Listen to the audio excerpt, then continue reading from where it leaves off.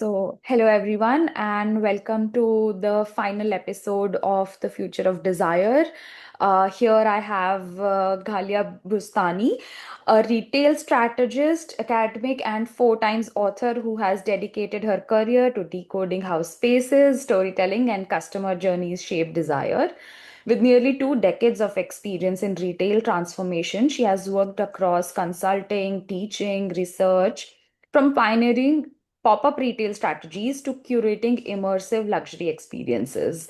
Ghalia bridges the worlds of academia and industry, helping brands navigate the evolving intersection of culture, emotion, and commerce. Her perspective brings a vital dimension to our conversation on the future of desire because desire doesn't just live in objects, it's staged, felt, and remembered through the spaces where we encounter them.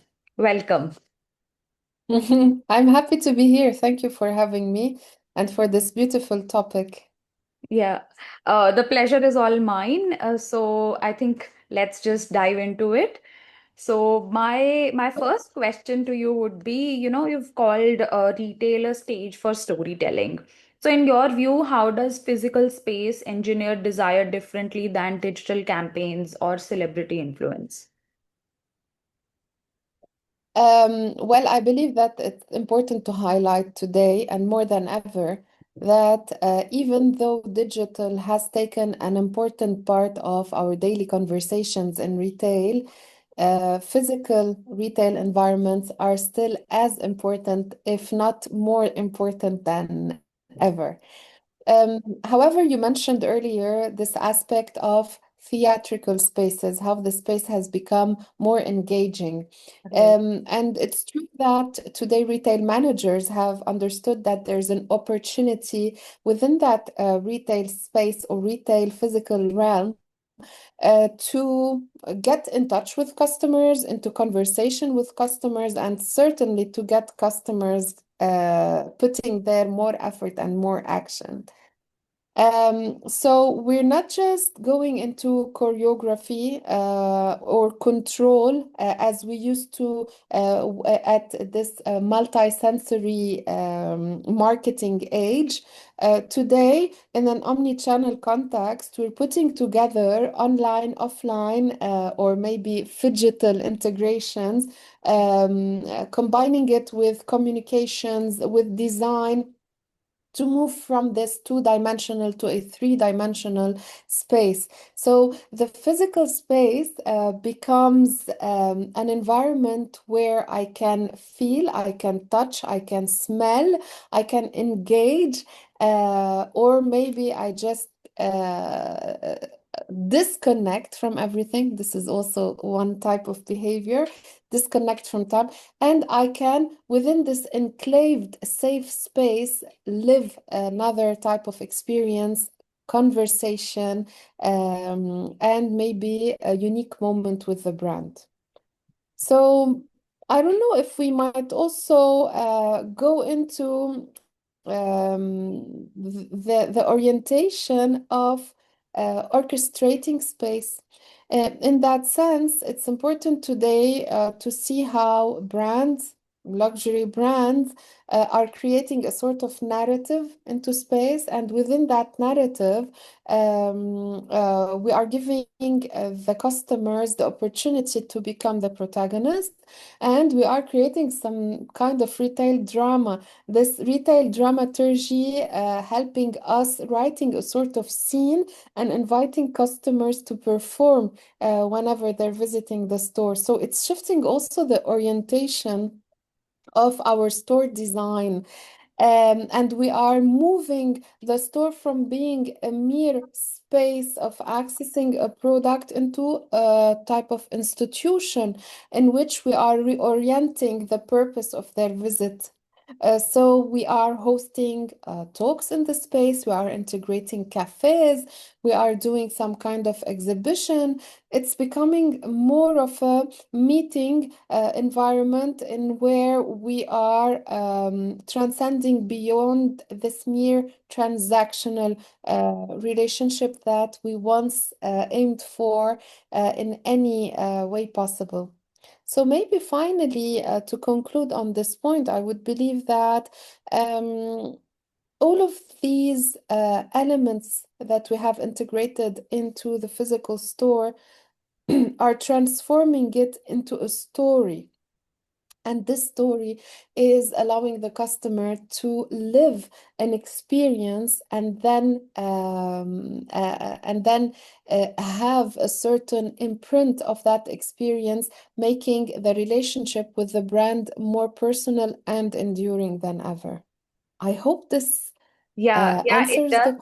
Yes, it does totally, and it actually reminds me of my time at Todd's boutique via Monte Napoleone, because I was actually doing a retail deep dive program as a part of my MBA, and the store director, she became really good friends with me, and she would always invite me over if there are any events happening at the boutique. I remember a time during October, I think there is an occasion where all the boutiques in Via Monte Napoleone were celebrating this event, and they had invited special guests, or VICs, or people they wanted to build their relations with, and so the store director, she called me up, and she asked me, are you in Milan? I said I'm in Bergamo, but I can definitely travel if you're inviting me for an event. And there was a amazing wine tasting event that was happening there. So like you rightly said, that physical spaces are always a way to experience a part of the brand, which is kind of not exactly, it doesn't get exactly translated when you're talking about digital or even phygital touch points in a similar manner. So yeah, I definitely agree that physical spaces offer a much more larger and much more sensorial experience to the clients when we talk about luxury or even any other industry, so to say. So yeah, I mean, do you see luxury flagships evolving into cultural institutions, less about selling and more about ritualizing desire through design and art? We definitely cannot generalize, and I will not even go into that type of generalization. But the trend is certainly showing us that there is this appetence from the customer point of view, let's say, into going and discovering the brand in a different way. And spending more time with the brand through everything that they might offer. So we have seen it lately with Dior and Louis Vuitton, creating those beautiful exhibitions where they share the brand's story and history, where they present maybe a little section showing us how the atelier functions, how we hand embroider, so on and so forth. Another section showing us snippets of the best of or key pieces or other elements related to communication. So, like this pure exhibition style presentation of the brand. And then finishing up this journey of discovery leads us into a small boutique. Memorabilia remains an important thing. Like, okay, I cannot maybe today afford your handbag. I would definitely afford a small book or a small notebook, or why not a small dedicated mug. It's part of the experience.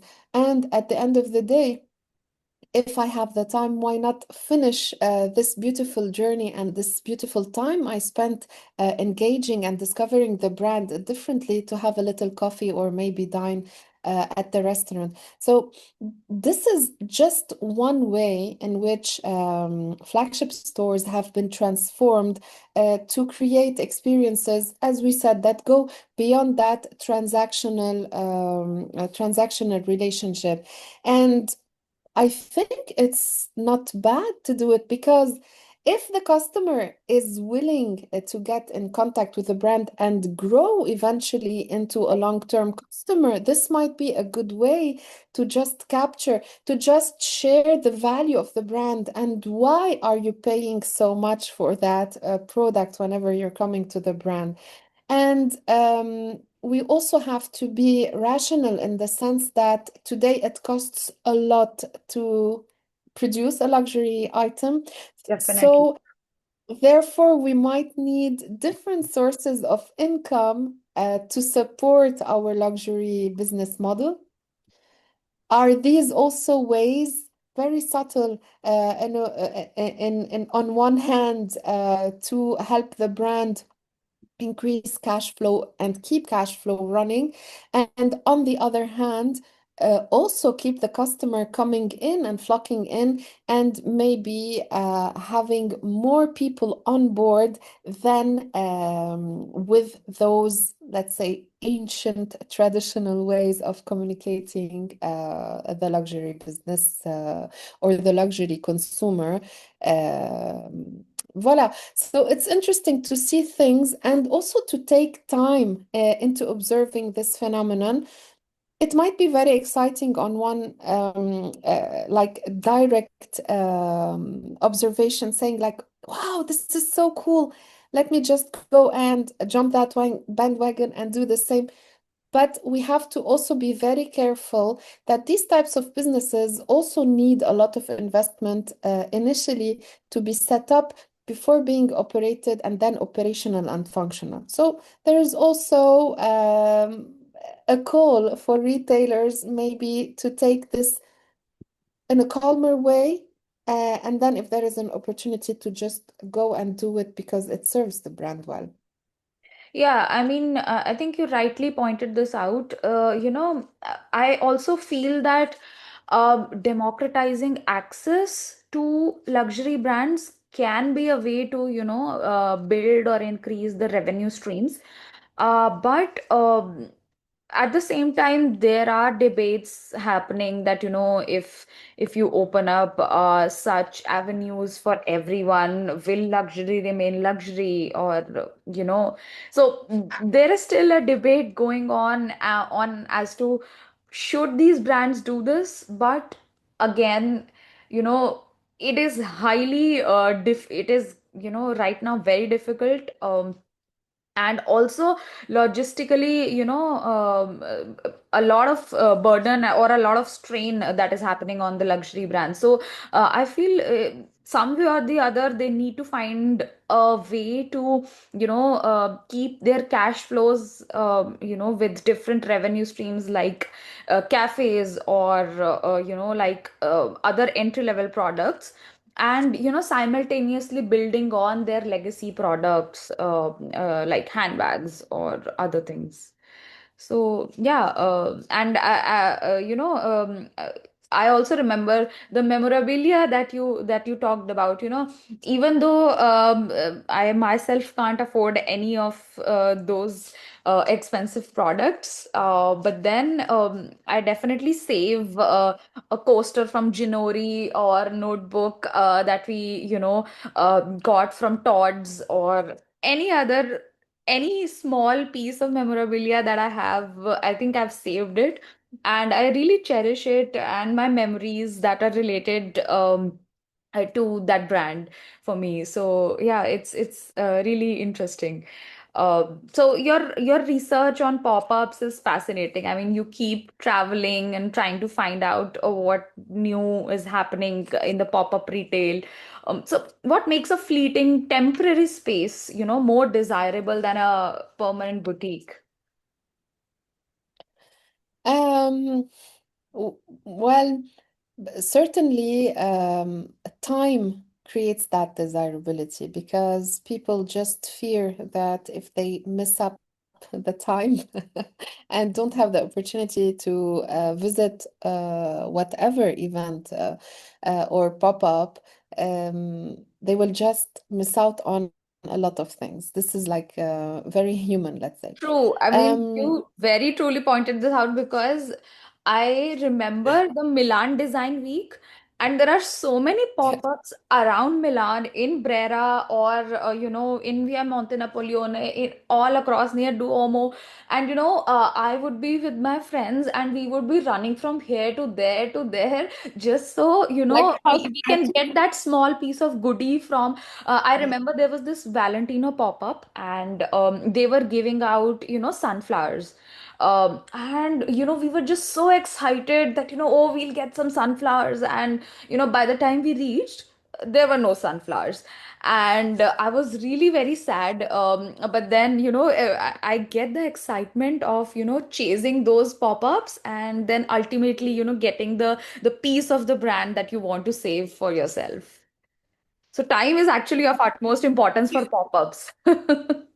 yes, and it's nice how you described it because it builds that momentum, like this internal feeling of I just want to go there. I just want to see this curiosity also, which is very human,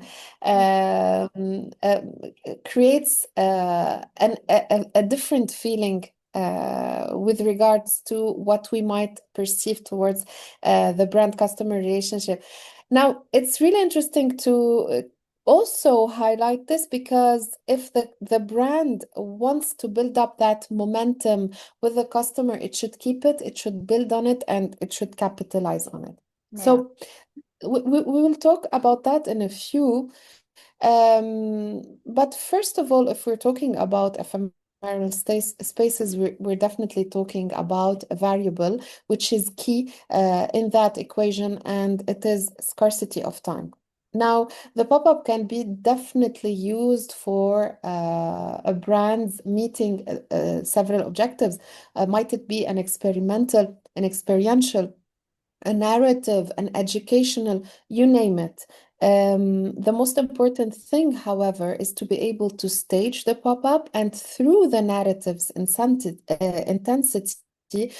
you have to be able to disseminate that message through participation and immersion of the customer visiting that pop-up. So you, as a brand, you will be creating the story, the hype. You would be definitely through theatrical setups and activations and sensory experimentation, giving the customer the opportunity to live those in situ during that period of time.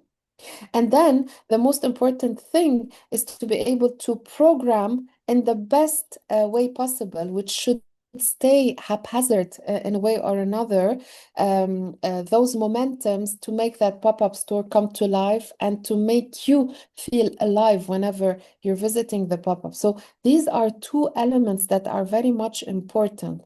This being said, if I'm doing a pop-up store, luxury or mass brand, especially now that we're talking about luxury, we have to make sure that the pop-up is desirable, and we have to make sure that after the visit, there is some kind of memorabilia that sticks around with the customer. Whether this memorabilia has been created emotionally or has been given the opportunity to be commemorated physically, either like through the photo booth or the little goodie or the purchase that you can make on site, the most important thing is for you to make sure that this experience is very much anchored in the here and the now. It has to be local. It has to be relevant to the times and space. Yeah. Otherwise, exporting a pop-up that has been done in Milan for the Milano Fashion Week and putting it in Paris wouldn't make a lot of sense. Yeah. However, if you rethink the pop-up and make it à la française, like very much think French during the French Fashion Week, it will make more sense. And I think we can salute how Jacquemus has understood the game of pop-ups, and each time they reinvent themselves in a different city, it looks like the pop-up make is part of the city, is Yeah. part of the space, Yeah. Yeah. and this is great. I mean, if we want to succeed in our pop-up strategy, we have to think of these elements, I believe. Yeah. And like you mentioned, Jacquemus. So when they opened this store at Fifth Avenue, earlier this year, there was a huge banana cart that went in, and I've written about it, and I mean it's just larger than life things that people really get engaged with those. It builds that hype around the brand, and you get more visibility, and it has a long lasting impact on your memory, so you remember the brand. So I mean, I think that's the purpose of it all. So yeah, I think pop-ups become more desirable because you have that feeling of FOMO, that fear of missing out is there. So definitely. So Sure. yeah. Tell me. Yeah. No, I thought you were gonna say something. So yeah, so is the future of luxury desire tied to ephemeral encounters, moments we can't repeat but we can remember intensely? I think we talked about it a bit, but yeah. I would definitely say yes, because this is something I pay much attention to and believe is at the essence of many luxury brand strategies today. However, we have to be very careful when thinking about ephemerity and pop-ups. If it has to be integrated in the brand strategy, it has to be well thought, in the sense that pop-up stores will have to be used in a reoccurrent manner. They have to be injected frequently, and every time they are injected, they have to give the sense of novelty and innovation. So this is a lot of stress for brands, because they now use the pop-ups to create that momentum, engage with the customer, give the feeling of novelty and God knows what. However, if you look at what is being done, there's a lot of stress into recreating a new pop-up with a new concept, with a new activation, every time, every time, every time, and keep the momentum going and not letting it die at all. So if I think of beautiful brands without favoring one or the other, Coach is a great example, Mm. and a great master class in pop-up stores. What they have been doing for the past 10 years is an opportunity that has elevated the brand and given the brand a new sense of life, a great positioning, and established it on the pop-up map in a great way. We gave the example of Jacquemus earlier. Loewe is a beautiful example. And then the bigger, more traditional brands such as Hermès, Louis Vuitton, and Dior, who have also managed to secure a position in relation to pop-up stores, and how they have rethought those stores as part of their strategy. And if I may come back to an earlier point we were discussing, I believe that through these pop-up stores, luxury brands have managed to talk to audiences that are not necessarily their own and not necessarily luxury, and I put it in careful quotes, audiences, to make sure that if these people cannot afford the brand, they can at least afford experiencing a beautiful part of the brand. And Yes. maybe later on, if they wish, they will come in the way that the brand sees it best, and start in their journey within. So it will never hurt the brand because it is done on the outskirts of that bubble. Yeah. And it could appeal to everyone. Like, why not? We are not hurting the brand. We are just presenting an aspect of the brand that is fun, and we're inviting you to come and discover it. Yeah. Okay, Yeah. so like this is also to be seen with a lot of attention. We need to analyze it carefully, and we need to really go with slow, careful steps when operating these types of strategies along our other channels, whether distributions and communications. So I hope this clarifies a little bit the point and maybe the general rationale around integration of pop-ups within luxury brand strategies. Yeah, I mean, it was insightful, to be honest, because lately I think I mean, the pop-up culture in general is rising. And, since you keep doing that research, I think your insights or, your views are really insightful on this. So if retail is no longer just transactional, how can luxury spaces become sites of community, intimacy, and identity making, especially with the Gen Z, because they are so very aligned with the concept of community and so very aligned with the concept of associating the brand with their own identity. So what is your take on this?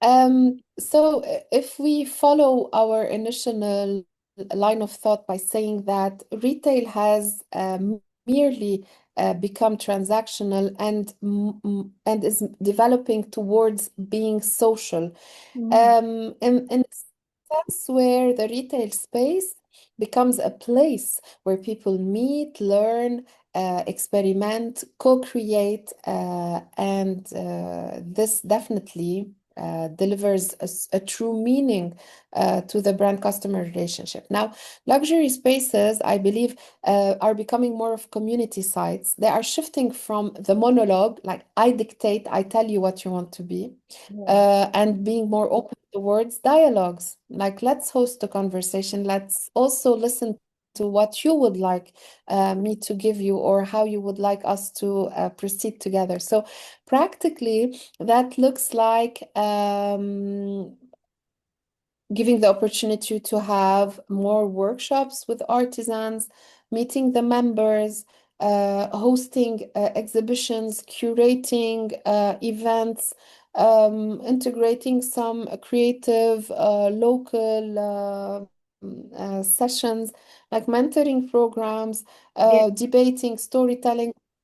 I I think also if you have noticed, for instance, the LVMH certification that Yeah. is open to those interested. This is also a strong marker. I'm Yeah. inviting everyone who's interested in the brand naturally to take part of my world, Mm. and I'm very proud of my company. I'm very proud of our accomplishments, and I want you to come. I'm inviting you to my universe, and I'm showing you how things are done. So, this intimacy remains a great variable, right? But I am engineering it. I am carefully integrating it in a way that gives you the impression that you're so much close to me, but still I'm preserving this integrity of the brand through well thought strategies. I'm giving you one-on-one private viewings, invite only moments, appointment-based rituals, conciergerie. I am giving you like the first showing of my collection. I'm giving Yeah. you somehow, sometimes, the opportunity to have a say on the next design through voting.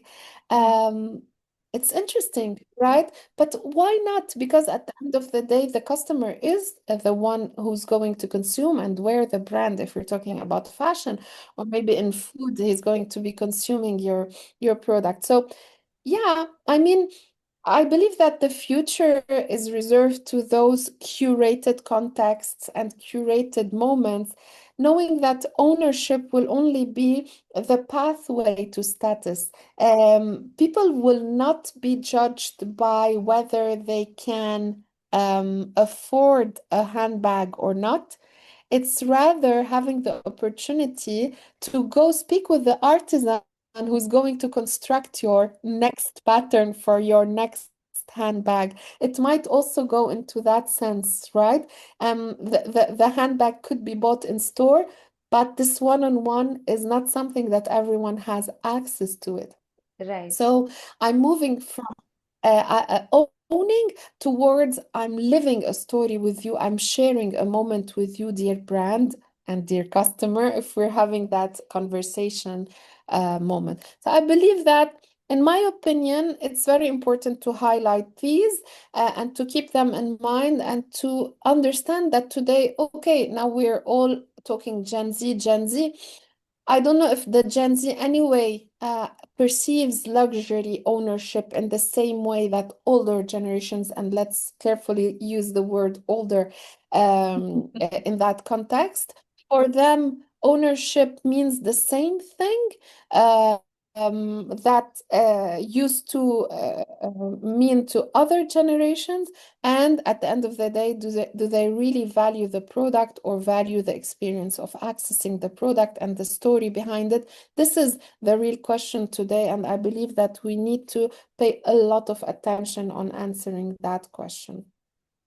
Yeah, when you talked about the Inside LVMH certificate program, I myself have done that, and you know, I have actually put that on my LinkedIn profile, so it is a part of my identity that I've done this certification, and I've had a piece of what LVMH Inside is offering me. It was one of my key highlights when I was trying to apply for a B school, that I'm trying to get to learn what is exactly present in the world of luxury. So this is just my stepping stone. So I think it definitely becomes a part of you. So you rightly said. So could the future of desire be less about owning and more about being seen in certain curated spaces? Um, I think there is a big chance that it could happen this way if we want to always. I believe that I have the researcher's default by saying we always need to research something before having the certainty of or assurance and safety to do to say and to do. Um, I believe that there is a room and an important weight towards experience and access rather than the product itself. Many brands can do the product. Many brands have today the technology, the techniques, the know-how, and the ability to source and do a beautiful product, but not a lot of brands know how to tell a story, to engage in a conversation and to deliver a beautiful experience. If we were having this conversation 10 years ago or maybe 20 years ago when I was doing my master's, for instance, experience was just a concept. It was novel. It was new. And we didn't know how to make it more relevant or operational, how to program it, how to curate it, how to deliver it. But Mhm. today we understand how to do it. We learned and we took a decade learning how to do it. So I believe that if we're talking about the next big thing in business, it's definitely memorabilia, it's definitely social proof, and it's definitely conversations. So I believe that brands need to engineer experiences and to create a desire loop. And from that loop, they have to make sure that there is an encounter between them and their customers, leading to social sharing. And later on, social sharing will generate lots of positive things, whether user-generated content or other types of activations. And then there is another point related to the institutional hybridity of the brand. Today, the brand needs to give customers different points of contact in the omnichannel context, whether a flagship, a pop-up, an atelier, a digital platform, an exhibition, you name it. It has to create an ecosystem. And It has to justify that within that ecosystem, everything is built with a lot of legitimacy, Yeah. and that the brand exists and it's solid and it knows what it's doing. We Yeah. cannot give customers the impression like, yeah, we're testing today. I'm doing a pop-up, I'm doing an event. No, it has to really stay locked, and it has to be sealed within a clear brand vision and strategy. So it's not easy to do. Actually, it might complicate things if the brand does not have a shared vision, and if the brand still operates in a traditional and siloed manner. So this invites a rethinking of the management process of luxury brands to integrate a new way of presenting itself to consumers, and to give them much opportunities of experiencing the brand differently, to be able to finally engage with them in a sale or a purchase.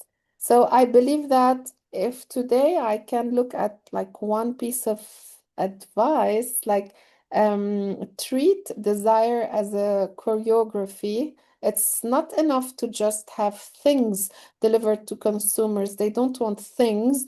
They want to experience something and then be able to purchase the thing, right? So it's important for us to keep that in mind. And I believe if done right, we will be able to create beautiful and positive experiences. And I think, Risha, it's safe to say it doesn't have to be super complicated. It just Yeah. has to resonate with the customer. Some customers are simple anyway, and they just need to engage in a conversational way. Sometimes it's just enough.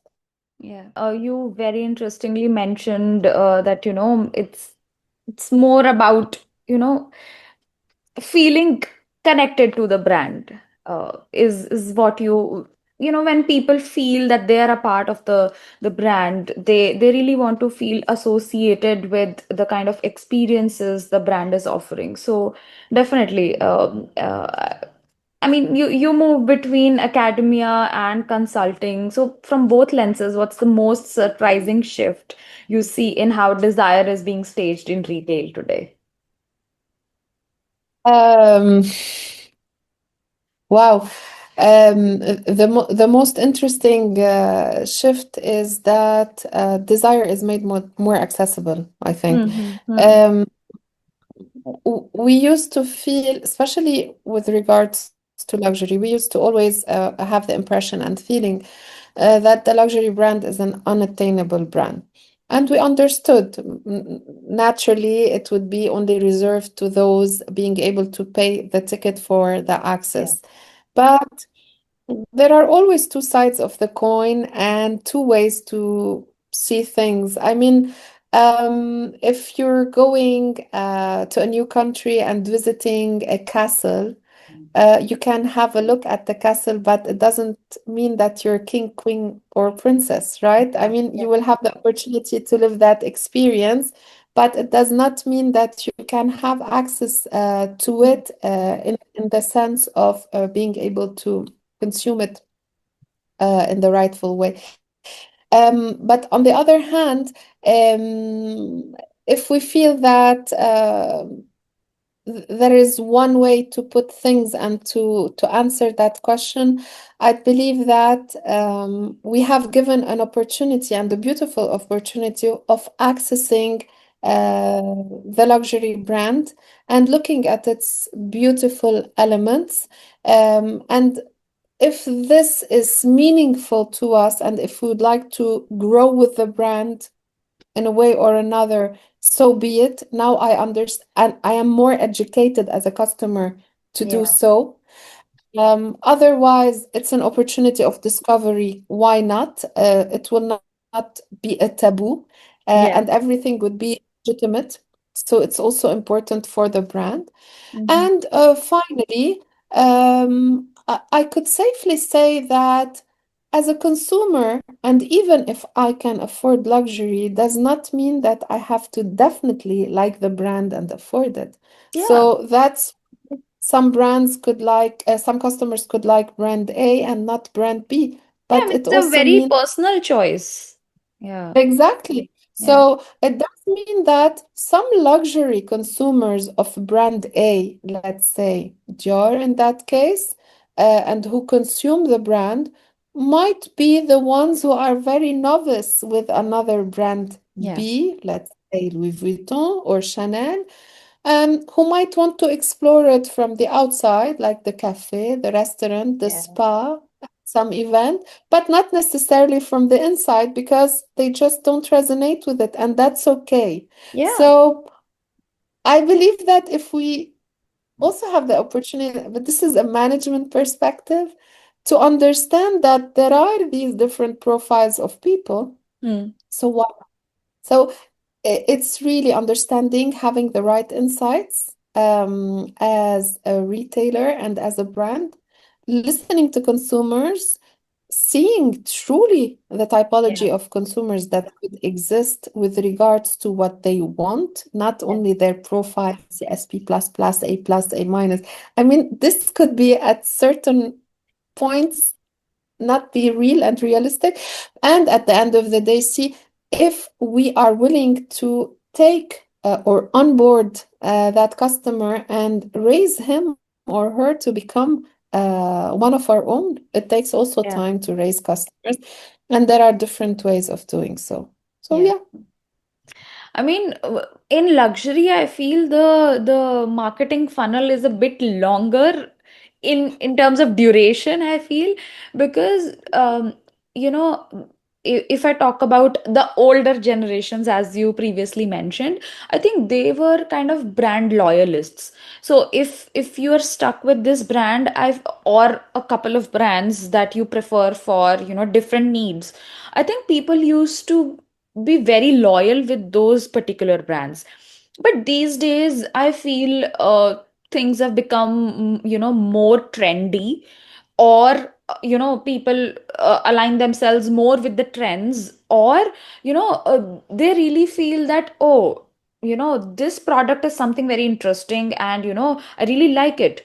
uh, it's from brand X, but I, after a few days or a few months they like something else entirely from some other brand with a entirely different brand identity, and that's okay. I mean, people's choices have really changed and evolved over the time.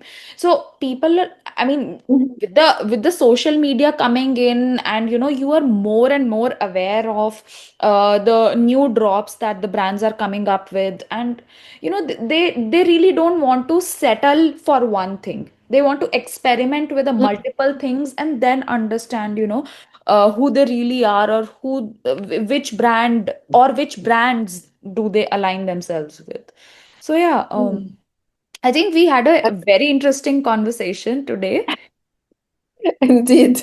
Yeah, I mean, It made me also rethink many things because when we externalize, I mean, it's always an opportunity to see, again, from questions that we might have raised, that there might be a gap not served yet and that we need to attend to with our reflections and thoughts. yeah. Perfect. Thank you, Risha. Yeah, I mean, like our conversation ranged from various topics in, retail, in pop-up, in how, the marketing funnel functions, dealing with trends or with Gen Z, or, offering that experiences to the clients, democratizing access. So it was like a wholesome conversation that we had from a retail standpoint for luxury brands. So, wrapping up, and before I conclude this series, one last question from you. How would you define desire in one word? But how did I define it? I I think Aspiration? I think it's like aspiration, in the sense that um, I really want to be part of something, and maybe as a consumer, I would hope doing an effort and maybe seeing that effort somehow from the brand side. Like, yeah, I think that it was a difficult question, and it's difficult to look at the answer because there might be like different perspectives of us in different contexts. But yeah, I think so. This is the word I could best put to relate to that definition. Yeah. Yeah, I mean, desire is a very complex emotion and you cannot put it in a word. I truly understand that, but for the purpose of this conversation, I just wanted to know from my various guests of what they think about what desire is. And for some it was connection, for some it was appreciation, for some it was meaning, for some it was like you mentioned aspiration. So I think it's a wonderful set of words that have actually come together to define what desire is. And I think this was the purpose behind this series, which I called The Future of Desire. And I think we've covered a lot of different perspectives from retail, academia, humanistic luxury, and different various other aspects, so to understand. So I really look forward to some other chat some other time, and explore another topic altogether. So yeah, stay tuned everyone, and wrapping up this series, The Future of Desire. Thank you so much, Galia, for being with me on this last episode. See you everyone. Thank you.